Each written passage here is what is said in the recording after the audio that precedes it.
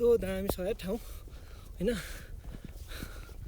सबै यहाँ चाहिँ हिँडेर जान्छ क्या। यहाँ कोही पनि गाडी जाने बाटो नै छैन क्या। पुरा ट्रेकिङमा जाने हो। जे होस् यतिको रोमाञ्च कहिले नि भएको थिएन कि। यस्तो आनन्द लाग्ने होइन, माइन्ड फ्रेस दामी आनन्द लाग्ने ठाउँ छ कि।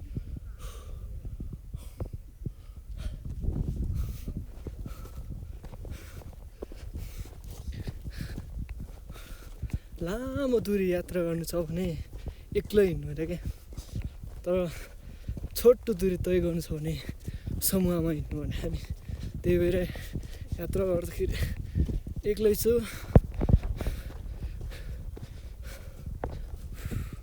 रमाइलो भइरहेको हिमालको छेउमा।